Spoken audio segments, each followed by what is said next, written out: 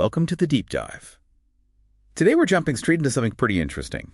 The launch of NVIDIA's RTX 5060 graphics card.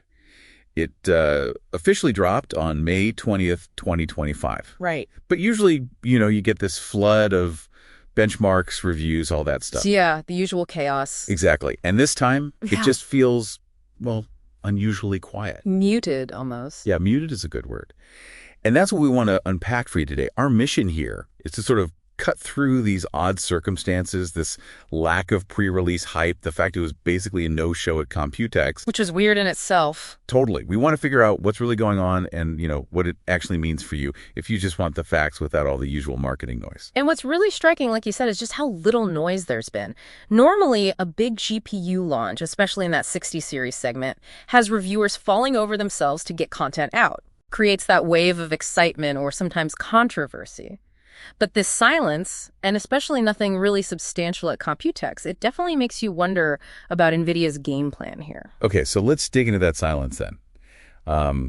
Our sources are pointing towards a pretty big reason for this lack of early info.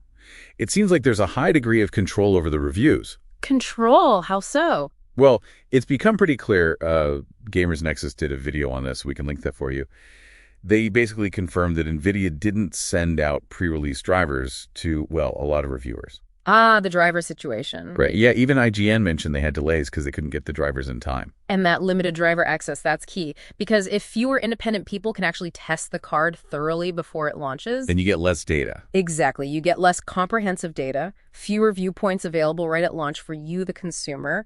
It sort of funnels the initial narrative through maybe a smaller, perhaps more carefully chosen group. And look, this isn't exactly unprecedented for NVIDIA, is it? Taking a bit of a firm hand with reviews. I mean, Hardware Unboxed had that whole situation back in 2020. Oh, yeah, I remember that. We'll link that video, too. Their critical take seemed to ruffle some feathers back then. Right.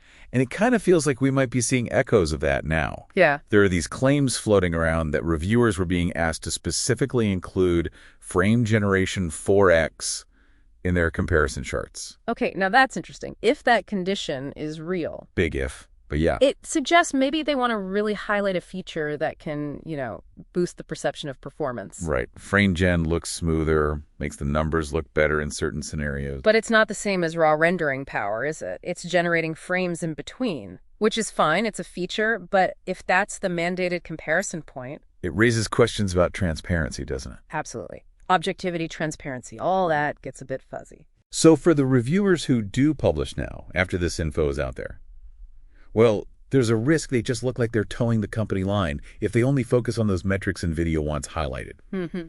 And for you, listening, thinking about buying this card, relying just on NVIDIA's own official benchmarks seems, well, riskier than usual this time around. Definitely. The clear takeaway seems to be, if you're eyeing the RTX 5060, maybe just hold off a bit. Yeah, wait for those official drivers to be out everywhere. Wait for a wider range of independent tests. So that brings us to the big question, really, the why now question. Right. Why this apparent clampdown specifically for the 5060?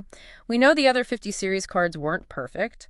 The 5070, for instance, didn't quite hit those early, maybe unrealistic hopes of matching a 4090. Yeah, expectations were maybe a bit wild there. So what's so different about the 5060 launch that seems to require this level of information management? Well, our sources kind of point to a couple of potential reasons.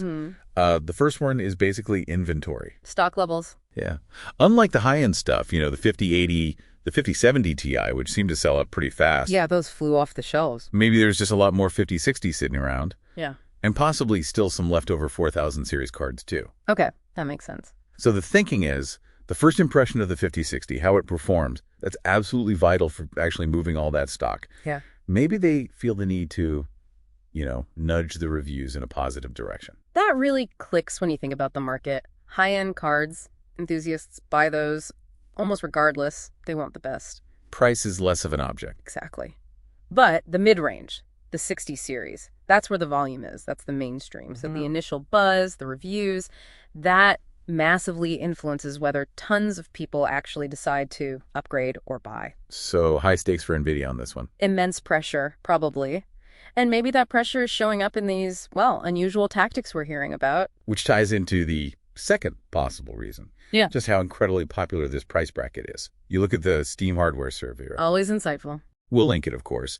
But cards around the 60 series performance level and price, they're consistently the most used cards out there. It's the sweet spot for most PC gamers. Absolutely critical segment.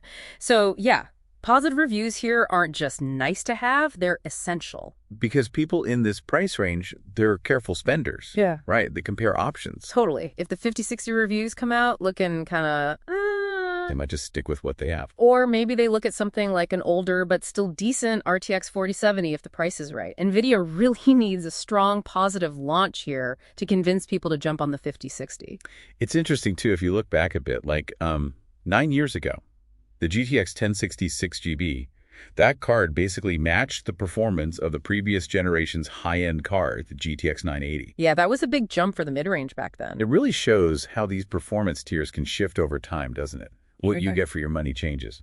It does, and it highlights how, you can't always predict the performance uplift just based on the generation number. Sometimes it's a big leap, sometimes less so. And speaking of things shifting in weird ways, Mhm. remember the RTX 3060? A 12GB one. Yes. That card launched with a, frankly, surprising 12 gigabytes of VRAM, which seemed great at the time. Felt like a good future-proofing move. But then you compare it to the newer 4060 and now the 5060. Both are apparently 8 GB. Yeah, back down to 8GB. It feels like a really odd step backwards for that specific spec, Mm-hmm. From 12 down to 8. What's that about? It definitely bucks the usual trend, which is generally more memory over time. Could be anything, really. Cost, maybe. Memory chip availability. Or maybe just a strategic choice based on the target performance and typical use cases for this specific card. But from a buyer's point of view. Yeah, for you, the buyer, it definitely makes you wonder about longevity, right? Especially as games keep demanding more VRAM. 8GB feels, it feels a bit tight looking forward, maybe. So, okay, where are we now? The card is officially launched, but there's still this, this cloud of uncertainty hanging over the 5060. Yeah, the picture is far from clear. It really feels like a misstep from NVIDIA, this whole situation. And the unfortunate part is it's you, the consumer, who kind of ends up navigating this mess, this lack of clear, unbiased info. Especially with those alleged conditions for reviewers, that kind of thing really damages trust right out of the gate. And the timing, connecting back to that. It's also interesting with all the rumors swirling about AMD, right?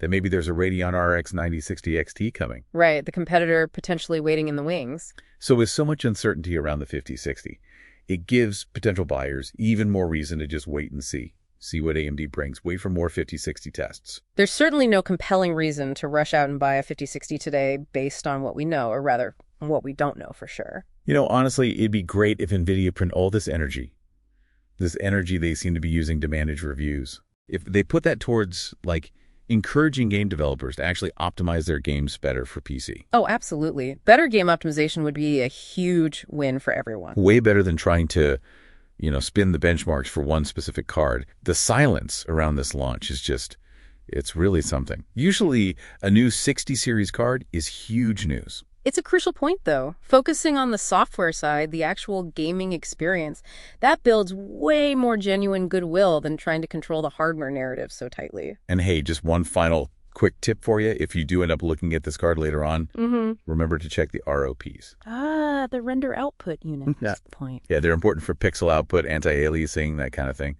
It's another spec worth checking, see if it fits what you need for your gaming. Definitely. Got to look beyond just the core count and clock speed sometimes. Understand the whole architecture a bit.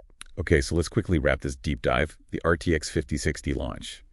It's happening under this weird cloud of information control. Seems that way. Probably driven by maybe inventory concerns, and definitely because this mid-range market is just so critical for sales volume. And the bottom line for you right now is that complete unbiased information, it's kind of lacking. It really is. Which leaves us with a final thought for you to chew on. When you look at the history, how GPU performance and specs like VRAM have changed over the years, what does this very controlled, information-limited launch of the 5060 tell you about the graphics card market right now?